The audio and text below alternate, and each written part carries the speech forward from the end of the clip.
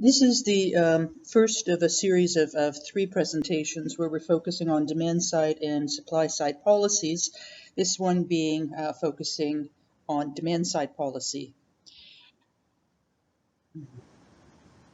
So we'll be looking at ways to influence aggregate demand. So macroeconomic objectives, this is very important to remember what these are. Price stability, full employment, which is the same thing as the natural rate of unemployment, and economic growth. Now, what we'll see is that sometimes it's not possible to achieve all of them. Sometimes you have to choose between one or the other that you want to influence because it may be at the cost of one of the other macroeconomic objectives. So the aggregate demand and aggregate supply, the ADAS model, will be used as the basis for analyzing and evaluating policy alternatives that governments can use to achieve these objectives. So, as we looked at before in the Keynesian model, that the economy can get stuck in an equilibrium below full employment. Demand-side policies, they aim to change aggregate demand to meet macroeconomic objectives. It's also based on the idea that the business cycle's short-term fluctuations in real GDP are due to actions of firms and consumers that affect aggregate demand. So what happens is that demand-side policies try to bring AD to the full level of real GDP or potential GDP. They can also be used to influence inflation or to taper off inflation. Demand-side policies can also impact economic growth by contributing to increases in potential GDP, and we will look at that in depth later. So just for a reminder, let's draw a deflationary gap and an inflationary gap. And remember, for both of these, this is when AD has shifted. So either we have insufficient aggregate demand, which is the case here. We'll call this AD1. This will be AD2. It's shifted to the left. And in terms of our deflationary gap, we're looking at this area here. And we have lower output. So what the demand side policies will be doing to address this when there's insufficient demand is that they're going to look at how can we influence aggregate demand to shift to the right or to increase. If we have an inflationary gap, once again, it's going to be aggregate demand and not SAS that shifts. It will have shifted for some reason to the right. Of course, this should be parallel. And our inflationary gap is this area here. Okay, and now we have a problem of too much demand in the economy. So a demand side policy will try to cool off aggregate demand and get it to shift to the left. So we have two types of demand side policies. Very important to realize both. Fiscal policy is anything to do with a budget. So we have taxation, which can be personal, or it could be corporate. And we have government spending.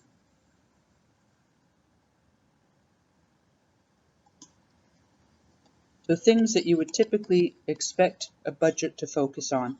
Monetary policy is controlled by the central bank, and this basically has to do with the supply of money and interest rates.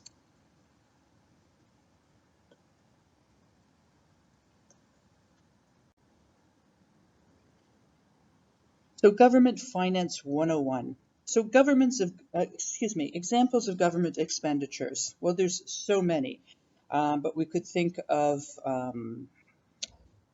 healthcare, military, education, let me see, my goodness, drawing a blank. Subsidies,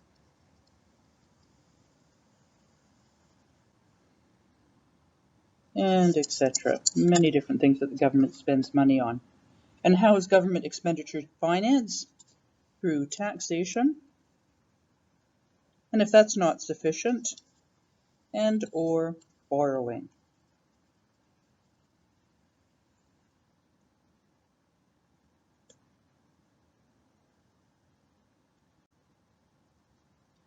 So government budgets, typically we look at them on an annual basis. So if tax revenues equal government expenditures, so what they're spending equals what they have coming in, the government is said to have a balanced budget.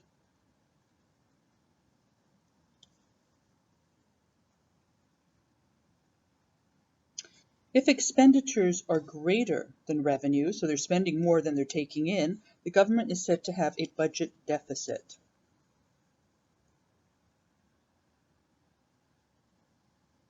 And if expenditures are greater than revenues, then the government is said to have a budget surplus.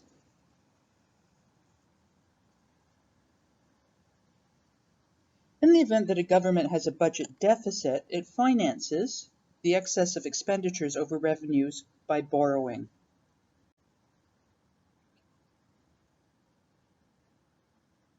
So if the deficit is going to increase, the up and away, what it will end up doing is adding to the overall level of debt. So the difference between the two is what is happening on an annual basis. Are we spending more than we're taking in? If so, that amount is known as the deficit for the year, and then that will add to the overall accumulated amount of debt that we have overall. It will make the debt larger. So over time, the government's accumulation of deficits minus surpluses is referred to as public debt or government debt. In any year, if the government runs a budget deficit, its debt will become larger. If it runs a budget surplus, its debt will become smaller. And if you look at the links of the Canadian debt clock or the US debt clock, you will see the size of the debt and how it's growing on a second by second or minute by minute basis. Fiscal policy. So we've looked at that being spending and taxation. So fiscal policy occurs when the governments use expenditure and taxation in order to influence the level of aggregate demand. So remember, the components of aggregate demand are consumption, plus government spending, plus investments, which is when firms buy from other firms and they're buying capital, meaning machines and tools and plants, things that you need in order to increase or to produce, goods and services, plus exports minus imports. Fiscal policy can affect three of these four components. They can affect C, consumption, G, government and spending, and investment. Obviously, they affect government spending because fiscal policy has the component of government spending. And then the other thing is taxation. So if it's personal taxes, it will influence C, and if it's corporate taxes, it will influence I. So how can government spending and taxation affect the level of government spending? Well, obviously, if the government spends more, G will go up. The level of consumption spending, if personal taxes are higher, C will go down, or if they're lower, C will go up. And the level of investment spending, which is firms buying from firms, capital, again, if corporate taxes go up, I will go down. And if corporate taxes go down, I should go up. Now, there's something called expansionary fiscal policy. This is when we want to have more aggregate demand. So we want to expand the economy. So this would be used when the economy is experiencing a recessionary gap or deflationary gap due to insufficient aggregate demand. Unemployment is above the natural rate of unemployment, and the government's objective is to try and increase aggregate demand to eliminate this recessionary gap. So it's called expansionary fiscal policy because it works to expand aggregate demand and the level of economic activity. Expansionary fiscal policy may consist of increasing G, lowering personal taxes, lowering business taxes, or a combination of any of the above. So eliminating a deflationary gap. So what would that look like? Here's the deflationary gap. We want to shift AD over to the right. And so we are operating at the full level of unemployment, and hence the recessionary or deflationary gap has disappeared. And the Keynesian model, we're trying to increase aggregate demand so that we're coming to the vertical point of full unemployment. And so we can show it on both models. A contractionary fiscal policy. So we'll look down the road of why it's not necessarily a good thing if AD has shifted too far to the right, triggering inflation. So we'll look, we have a unit on inflation. But assuming for now that inflation is not always a good thing, we may want to actually cool off the economy. So consider the case where the economy is experiencing an inflationary gap caused by excessive aggregate demand. Unemployment is below the natural rate of unemployment, and the government's objective is now to attempt to reduce aggregate demand. So we can see the stop sign here, like slow down, let's cool off the economy. So fiscal policy to eliminate an inflationary gap is called a contractionary policy because it works to contract aggregate demand and the level of economic activity. Contraction fiscal policy may consist of reducing government spending, increasing personal taxes, increasing business taxes, or a combination of any of the above. So again, if we have this inflationary gap here, again, caused by too much aggregate demand, we're going to want to shift AD to the left, coming back to the full level of unemployment, and eliminating the inflationary gap. So testers, I'm going to leave these testers to you for you to go through on your own, and the answers have been posted on Blackboard.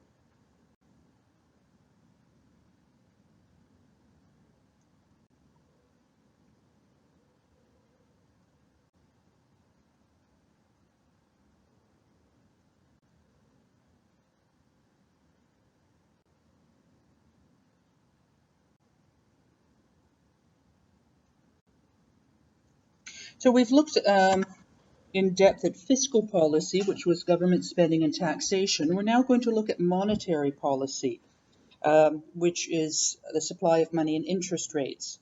And monetary policy is carried out by the central bank of each country. The central bank is a government financial institution whose purpose is to control the supply of money, determine the rate of interest, and oversee the banking system and carry out monetary policies. And if you look at either of these links, you will also see generally in the upper right-hand corner of any central bank, they'll show their target inflation rate. And that often for developed economies is somewhere between 2 and 3. So they consider that sort of a healthy rate of inflation. The central bank, in developed economies, is separate from the government. On an IB paper, if you were to call it a government policy, from what I understand and have read in the IB reports, that they won't penalize you for that. But why would you want a central bank to be separate from the government and the government's policies? Well, you could imagine a small corrupt country where the central bank was under control of its leader. And if the leader needed more money and if the bank was under his or her control, they could easily just print more money and solve that problem, and perhaps not use it for the best reasons. So it is considered to be a separate entity. Interest and the interest rate. Okay, so I'm sorry if you know this already, but just to make sure, when you borrow money, you have to make a payment for the loan. So whatever you borrowed, you have to pay that back. But in addition to repaying this, which is known as the principal, you also have to pay interest. So interest is usually expressed as a percentage of the principal to be paid per year. And this percentage is called the interest rate. So looking at a simple example, if you borrow $1,000 for 1 year at an interest rate of $10 per year, at the end of the year you must pay back the principal of the $1,000 plus $100 of interest, calculated as 10% of the 1,000. So you'll be paying back $1,100. Money market and interest rates. The money market is a market where the demand for money and the supply of money determine the equilibrium rate of interest. The horizontal axis measures the quantity of money in the economy, and the vertical axis measures the rate of interest. So the money market. So here we have the rate of interest on the y-axis and the quantity of money on the x-axis, and here we have the demand of money. And we can see that it's downward sloping because as the rate of interest falls, the demand for money increases. So now looking at the rate of interest. So monetary policy is carried out by the central bank through changes in the money supply, which are undertaken in order to influence the rate of interest. So we're looking at the supply of money for these purposes as being vertical. So we're going to assume that the supply of money at this particular point in time is fixed. We had the downward sloping demand curve, and where the two intersect determines what the interest rate is. So what's going to happen to this equilibrium rate of interest if we increase the supply of money? So we're going to run the printing presses. So we're going to show the supply of money increasing. So supply of money 2. And now we have a new point of intersection. And we see that the interest rates have fallen. If we were to reduce the supply of money, we would see that the interest rates would increase. Now, you don't have to know this, but at least to be aware that money is counted in different ways. And typically we hear of M0, M1, M2, M3, and it depends on whether you are including savings accounts, certificates of deposits, and so on and so forth. So don't worry about understanding all this, but if you're opening the financial pages of a newspaper, they publish what the different supply of money is or are. Excuse me. And so people are able to track whether the supply of money has increased or decreased. Interest rates and aggregate demand. Changes in interest rates affect 2 of the 4 components of aggregate demand. They affect consumption and they affect investment. So C and I are affected by changes in interest rate. So what's the impact of higher interest rates? Well, consumption will go down. Investment will go down. The reason why, it's twofold. Well, actually, it's more than twofold. But when the interest rate is higher, it's more expensive to borrow money. And so your costs, in essence, have gone up. And so consumers will, let's say, prefer to save their money in the bank rather than spend as much. The firms may decide to do the same thing, but it's also just more expensive to buy if you're buying on credit.